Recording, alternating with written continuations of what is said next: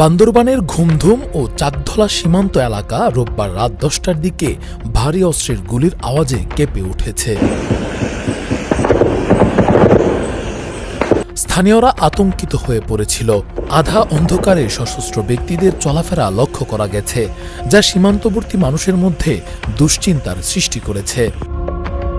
স্থানীয় সাংবাদিক ও নিরাপত্তা সূত্রের বরাতে জানা গেছে, মিয়ানমারের অভ্যন্তরে আরাকান আর্মি এ ও মিয়ানমারের জান্তা সমর্থিত প্রতিদ্বন্দ্বী সশস্ত্র গোষ্ঠীর মধ্যে তীব্র গোলাগুলি চলছে। এর ফলে সীমান্তবর্তী এলাকার গুলির শব্দ দূর দূরান্ত থেকে শোনা যাচ্ছে, যা স্থানীয় মানুষের মধ্যে আতঙ্কের সৃষ্টি করেছে। তদন্তে জানা গেছে, নাফ নদীর পাড়ের দমদমিয়া এলাকায় বিজিবির তৎপর নজরদারির মধ্যেই গোপনে অবস্থান করছে ডজন খানেক সশস্ত্র আরাকান সদস্য। এরা বাংলাদেশে প্রবেশের জন্য সুযোগের অপেক্ষায় রয়েছে।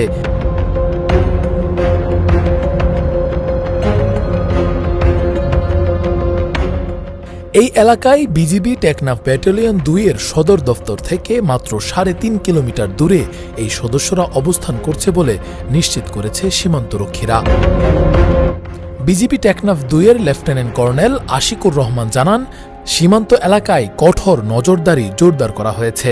যে কোনো অবৈধ অনুপ্রবেশ প্রতিহত করতে আমরা সর্বোচ্চ প্রস্তুতি নিচ্ছি। এর আগে এই দিন সকালে উথিয়ার বালুখালী সীমান্ত দিয়ে ঢোকার সময় বিজিবি আরাকান আর্মির এক সদস্য জীবন তঞ্চঙ্গাকে আটক করে। তার কাছ থেকে একটি AK-47 রাইফেল এবং 52 রাউন্ড গুলি ও 2টি ম্যাগাজিন উদ্ধার করা হয়েছে। জিজ্ঞাসাবাদে সে জানায়, নিরাপত্তাহীনতার কারণে মিয়ানমার থেকে পালিয়ে এসেছে। পরে তাকে আদালতে পাঠানো হয়েছে।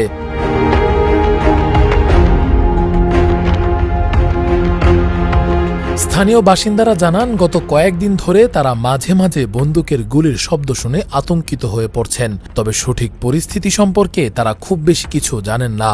নাইংখংছড়ি উপজেলা নির্বাহী কর্মকর্তা মাজহারুল ইসলাম চৌধুরী বলেন, বিজিবির সঙ্গে সমন্বয় করে আমরা পরিস্থিতি মনিটর করছি।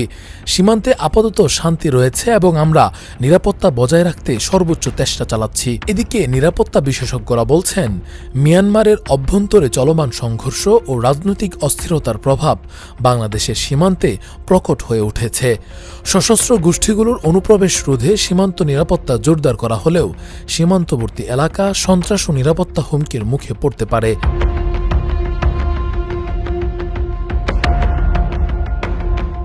স্থানীয়দের জীবনযাত্রায় এর নেতিবাচক প্রভাব পড়েছে।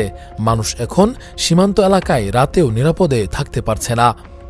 নিরাপত্তার অভাবে স্কুল, ব্যবসা প্রতিষ্ঠান ও কৃষিকাজও বিঘ্নিত হচ্ছে। সরকারি ও সামরিক কর্তৃপক্ষ সীমান্ত সুরক্ষায় বিশেষ নজর রাখলেও পরিস্থিতি শিগগিরই নিয়ন্ত্রণে আনার জন্য আরও কার্যকর ব্যবস্থা গ্রহণের আহ্বান জানিয়েছেন বিভিন্ন পর্যায়ের বিশ্লেষক ও সমাজকর্মীরা। এই পরিস্থিতি একটি বড় ধরনের সুরক্ষা ঝুঁকি তৈরি করেছে, যা শুধু সীমান্ত এলাকা নয়, পুরো দেশের শান্তি ও নিরাপত্তার জন্য উদ্বেগজনক। রাকিবুল ইসলাম রইস, ফেস দ্য পিপল।